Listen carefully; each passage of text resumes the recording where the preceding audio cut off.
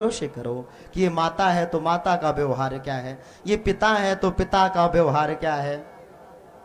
तो संसार व्यवहार की वस्तु है और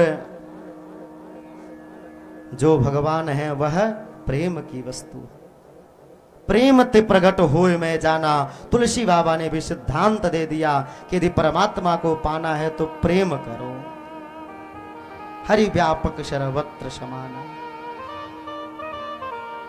तो भक्ति के तत्वों का निरूपण किया गया, भक्ति के तत्वों का प्रतिपादन किया गया। इस संसार कैसे है, संसार में कोई भी महाराज सुखी नहीं है। सुख तो यहां पर है ही नहीं, पूरे संसार में दुख ही दुख है। आप यहां पर सुख ढूंढ रहे हो और हम यहां पर सुख की कामना कर रहे हैं, तो ये हमारा अज्ञान है। यहां सुख नहीं है। जैसे एक छोटा सा बच्चा है, गर्मी का समय था, पिताजी ने कहा बेटा जाओ और बाजार से पके हुए आम लेकर के आओ। आम को हम जो है यहाँ पे आम रस बना करके पाते हैं। छोटा सा बच्चा है, आम लेने बाजार चला गया। बाजार गया तो एक फल वाले दुकान पर, वहां पर लिखा था नकली फलों की दुकान। कहा भैया फल दे दो। दुकान वाले ने फल दे दिया और फल को लेकर के आया। पिताजी मैं फल लेकर के आया। ठीक है बेटा, उसको थोड़ी देर पानी में डाल दो और जब पानी में डाल दोगे तो फल जो है ठंडा हो जाएगा, तब हम फल का सेवन करते हैं। बेटा ले जाकर के वो नकली फल पानी में डाल दिया। थोड़ा समय बीत गया। पिताजी ने कहा बेटा जाओ और हमारे जो फल हैं ठंडे हो गए होंगे उनको लाओ।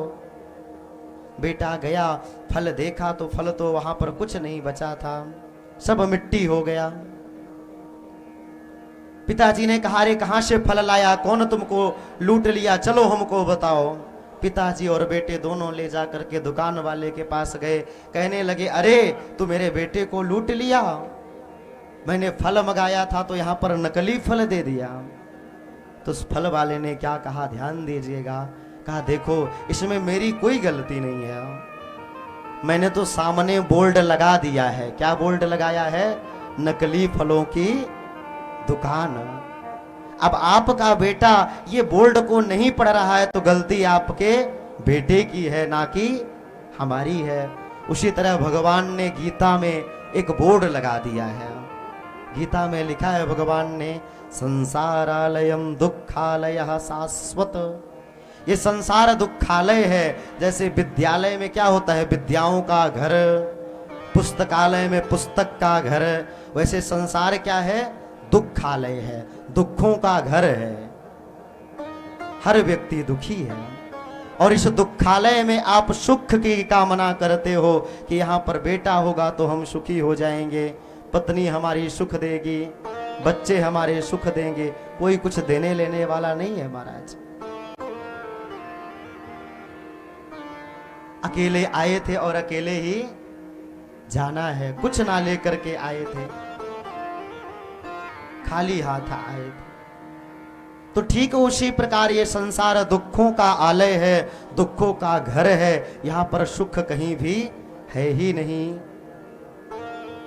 हर व्यक्ति दुख से परेशान है क्योंकि वो अपने आप को भूल गया कि मैं कौन हूं, हम किसके अंश हैं, हमारा क्या कर्तव्य है, हम मानव हैं, मानव का शरीर हमें क्यों प्राप्त हुआ था।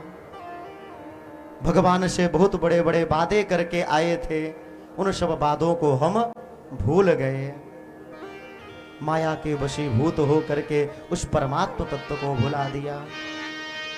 इस प्रकार से मानो भक्ति ज्ञान एवं वैराग्य के साथ साथ में हमने कथाओं के माध्यम से जाना कि भागवत कथा सुनने मात्र से जीव के समस्त पाप ताप संताप नष्ट हो जाते हैं। भक्ति की भी प्राप्ति होती है, ज्ञान की भी प्राप्ति होती। और भागवत तो एक कल्प वृक्ष है। भागवत क्या है? कल्प वृक्ष है। भागवत के सामने आप जा करके जो कल्पना करोगे वही आपको प्राप्त होगी। व्यापारी चाहे कि मेरा व्यापार चलेगा तो बढ़िया व्यापार चलने लगता है। रोगी व्यक्ति चाहे कि हमारा रोग दूर हो जाता है तो भागवत की कथा सुनने से रोग नष्ट हो जाते हैं, दुख नष्ट हो जाते हैं, धन की प्राप्ति होती है, पुत्र की प्राप्ति होती है। ये कल्प वृक्ष है, यहां पर जो कल्पना करोगे वही परिपूर्ण हो जाएगा। और जब पहली बार परीक्षित जी को 7 दिन में मरने का श्राप हुआ और आज सुखदेव जी महाराज परीक्षित को ये भागवत की कथा सुनाने जा रहे हैं, उसी तरह उसी समय देवता लोग जो है अमृत का कलश लेकर के आ गए और अमृत का कलश लेकर के आए। कहा प्रपश्यामो वयम सर्वे श्रीमद् भागवत कथामृतम।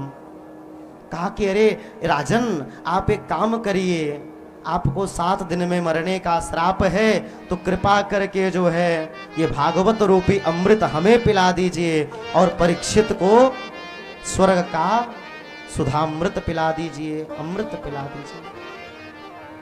अब विचार करिए जरा कि एक तरफ कथामृत है और दूसरी तरफ सुधामृत है। कथामृत और सुधामृत की विशेषता क्या है? अमृत यह है कि जो एक बार पी लेता है तो उसे फिर मरना नहीं पड़ता है, वह अमर हो जाता है। लेकिन भागवत का कथामृत ऐसा है कि एक बार जो पान कर लेता है तो फिर यद गत्वा निवर्तन्ते तद्धामम परमम पम, भगवान के परम धाम को चला जाता। फिर वहां पर ना तद्भासयते सूर्यो नास सांको न पाव कहा, फिर वो जन्म मरण और इस संसार के बंधन से मुक्त हो जाता। भागवत का जो अमृत है वह आपको दिव्य जीवी बनाता है और जो स्वर्ग का अमृत है वह आपको दीर्घ जीवी बनाता है। अच्छा विचार करो, पहले तो ठीक था, किसी को अमृत पिला दोगे तो अमर हो जाएगा, कभी मरेगा नहीं, कभी मृत्यु नहीं होगी। और जब कभी मृत्यु नहीं होगी तो उसके सामने उसके बेटे भी मरेंगे, उसके नाती भी मरेंगे, उसके पोते भी मरेंगे, लेकिन वो कभी मरेगा नहीं। कितने कष्ट की बात है। ये अमृत तो दुखों का घर है। और अमृत अब पहले तो ठीक था, लेकिन यदि अब अमृत का पान कोई कर ले तो वैज्ञानिक उसके शरीर को भी उठा ले जाएंगे कि देखें, इस पे आखिर रिसर्च करें कि आखिर मरता क्यों नहीं है। तो भागवत का जो अमृत है वह उस अमृत से बहुत बढ़ करके है। जब ऐसे देवता लोग अमृत का कलश लेकर के आ गए, अमृत कलश हस्तम कांति संपूर्ण गात्रम, तो देवता लोग अमृत का कलश लेकर के आ गए, लेकिन श्री परीक्षित जी ने डांटते हुए भगा दिया। ना ददोषा कथामृतम। अरे देवता, आप एक बार श्रोता बन करके आते तो हम आपको भागवत की कथा सुनाते, लेकिन आप तो व्यापारी बन करके आए हैं। क्वा क्वथा क्वा सुधा लोके क्व क्वाचह कह मणिर्मणान। कहाँ कांच का टुकड़ा और कहाँ स्वर्ण से जड़ित मणि। मणि और कांच के टुकड़ों में विनिमय नहीं हो सकता, व्यापार नहीं हो सकता, अदला बदली नहीं हो सकती। कोई कहे आपको कि भैया ये कांच का टुकड़ा ले लो और उसके बदले में